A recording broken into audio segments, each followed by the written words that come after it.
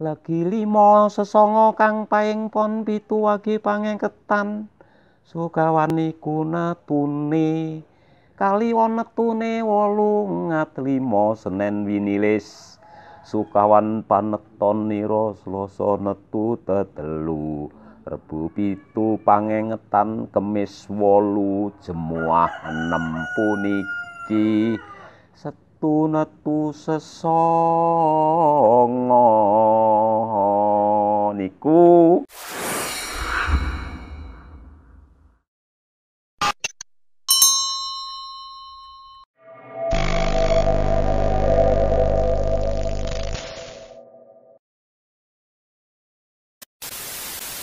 pengalaman yang sangat luar biasa sekali ya. Terkait perjalanannya tentang kebudayaan. Ada pengalaman-pengalaman sing kepripun Mbah saged diceritakan karek putu-putu.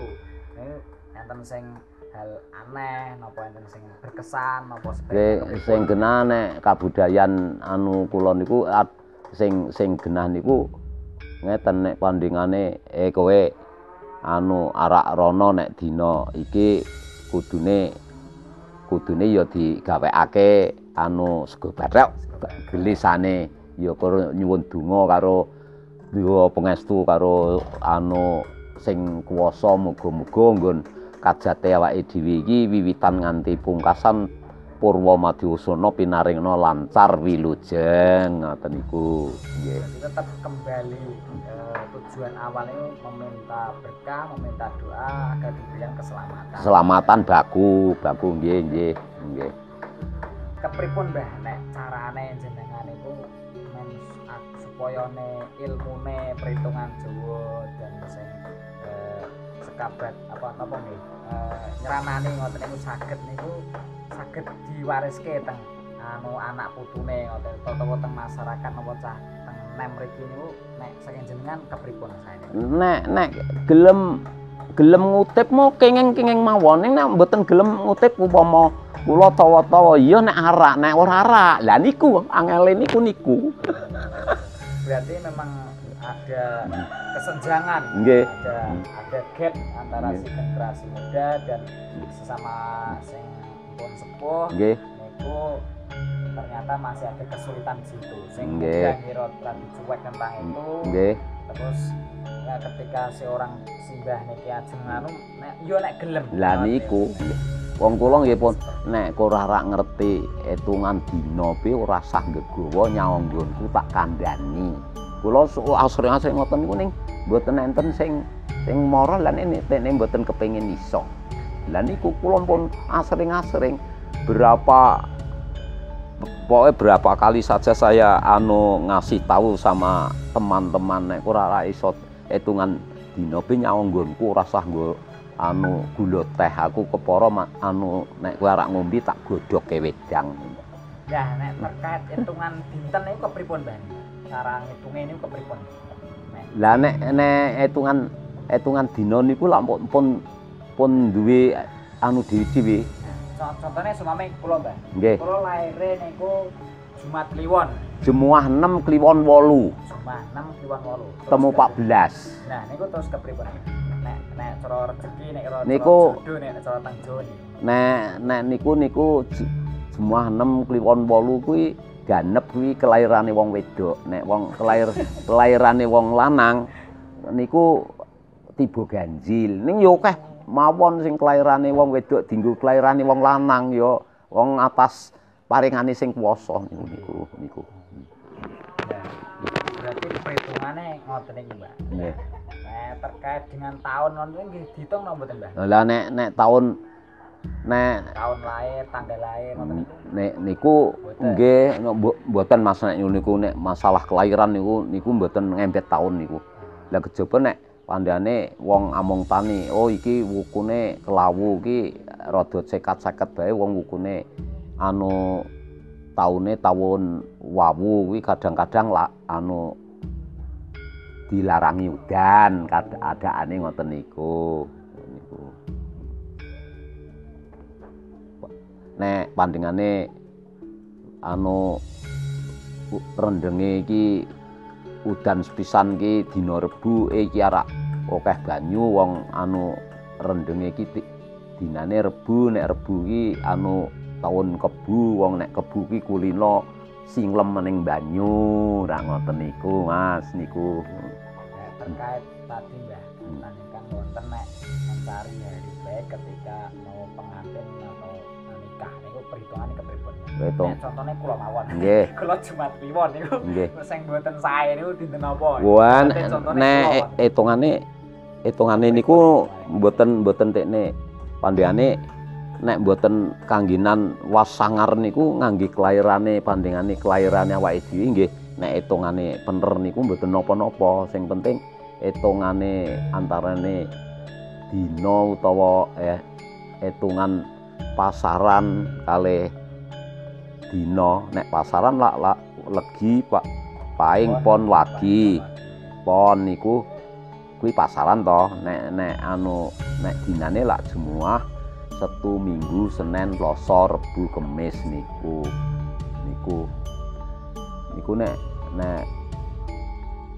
hitungan dina niku nek Jumat ki metu 6 nek metune 6 nek Setu metune 9 nek Minggu 5 Senin 4 terus Selasa 3 Rebu 7 Kemis 8 gini wae lah pasaran 5 dina 7 kena nggo tembang dandang gula niku wae kados sing saged dibali mulai nggih dandang gula cobi nggih lagi 5 sesanga kang paing pon 7 wagi pangengketan sukawan niku natune kali wonetune 8 ngat 5 Senin winilis sukawan paneton nira Selasa netu tetelu Rebu 7 pangengetan Kemis 8 Jemuah 6 puniki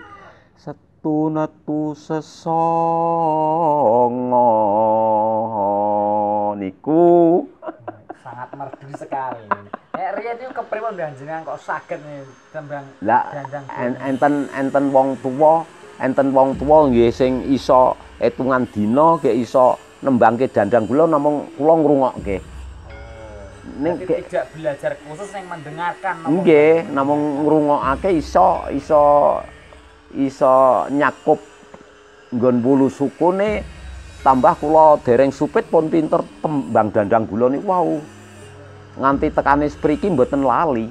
Termasuk jenengan belajar perhitungan Jawa niku riyen nggih enten simbahe jenengan apa kepripun ngoten anu ning iso etung dina niku sergi bapake kula nggih mboten tanglet ning cara anune kula niku cara anune iki gek keturunan niku gek cara anune iki gek nggih iso ngitung-ngitung legi 5 paing 9 pon 7 wagi 4 kliwon 8 niku wau lho niku gek sing genah gek iso nggathuk-nggathukake iki gek ngenani wuku 30 niku duwe nggon dhewe-dhewe niku wuku 30 dipara 10 nelu eneng kiblat 4 eneng pojok 4 kalian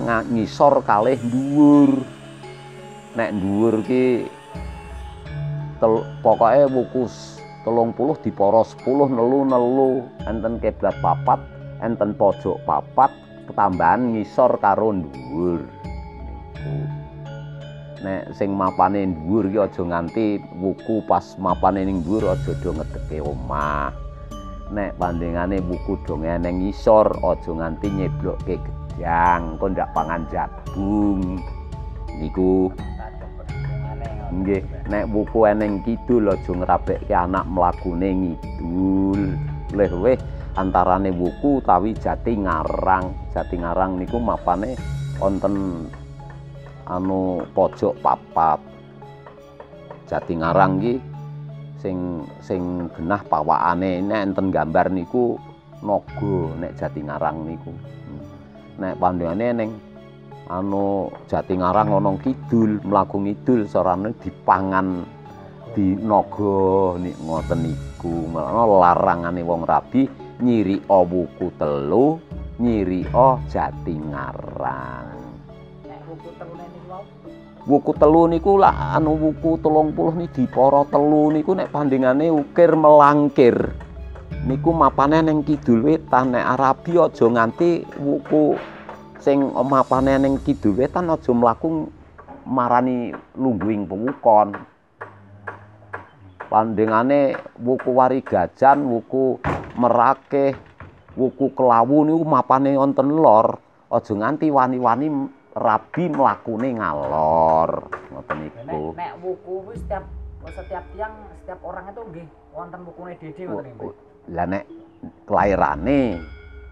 kelahiran ki wong niku kudu laire kowe iki lairmu wuku ukir, kowe iki laire wuku Kelawu ngoten niku. Lek nek nengeri utawa ngitung wuku ukir, wuku Kelawu niku kepripun iki? Lah Sinta landhep ukir kanthil tolu gumrek wariga warigajan julung wangi susang bungulan kuningan melangkir mondosya julung pujut pahang kuru welut merakeh tambir medangkungan mengatal mengoye menail perang bakat bolo wugu wayang Kelawu dukut watu gunung terakhir. Lah niku wonten kathah banyak sekali niku. Lah 30. 30 bagi 10 3 niku mau. Lah nggih hafal wah biasa sekali simbahnya ini. Berarti itu nek digabungke men ibaratnya saged mengetahui wukune niku nggih perhitungane 30 niku wae ya.